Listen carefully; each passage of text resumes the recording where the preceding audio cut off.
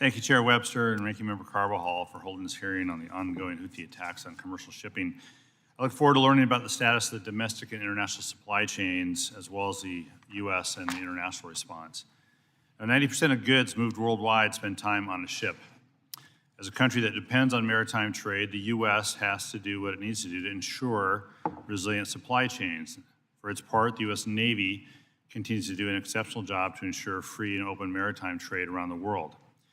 I was on this committee when, in 2009, pirates captured the U.S.-flagged Menace, Alabama, off the coast of Somalia, and the Navy ensured the safe return of the vessel and every mariner on board. Unfortunately, a new threat exists: a continuous and unpredictable Houthi attack on commercial vessels transiting the Suez Canal and the Red Sea.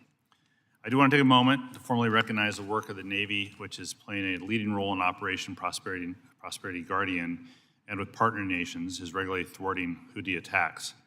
As a result, ships continue to transit the region daily.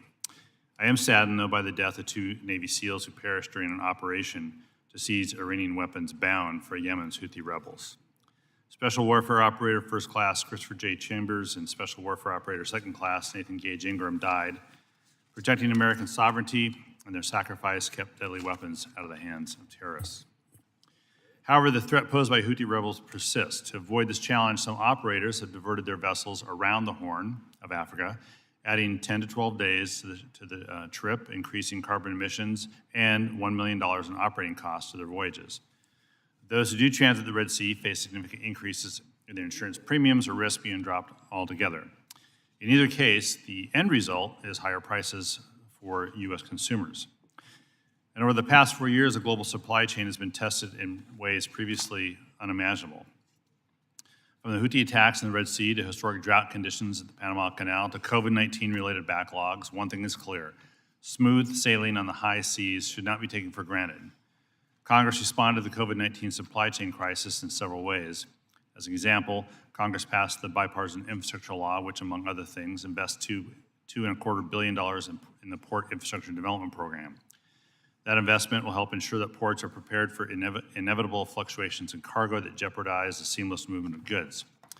As Congress passed the Ocean Shipping Reform Act, a bipartisan bill which ensures fair and transparent policies and practices associated with international shipping. And in 2009, in the wake of the piracy attack on the Menace, Alabama, this subcommittee took immediate action by holding hearings and coordinated a comprehensive federal response to ensure the protection of U.S. ships and U.S. mariners. That response involved the Department of Transportation, Department of Defense, Department of State, Department of Commerce, and the U.S. Coast Guard. The result was the immediate protection of U.S. flagged ships, as well as a coordinated international effort to apprehend and prosecute pirates and associated criminal organizations. This time, even more is needed. The Houthi threat requires an international response that goes beyond a justified response in attacking Houthi aggression. Today, we're going to hear from Dr. Walby about the need to empower Yemen to combat the threat internally. Just as the U.S. should continue to stand by Ukraine, we have to support our friends around the world. Their security and sovereignty is our security and sovereignty. And while we can't control the rain in Panama immediately, Congress can ensure that infrastructure here at home works. That means continued investments in roads, rail, airports, ports, vessels, and the women and men that make our transportation system work. It's not too soon to start considering what that next investment in infrastructure will look like, as well as the investment in the U.S. maritime industry.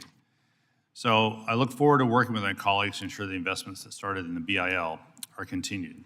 I would just note as well that we have the responsibility in this committee, as the subcommittee on Coast Guard and Maritime Transportation, to look at the supply chain issues with regards to shipping around the world and shipping in the U.S.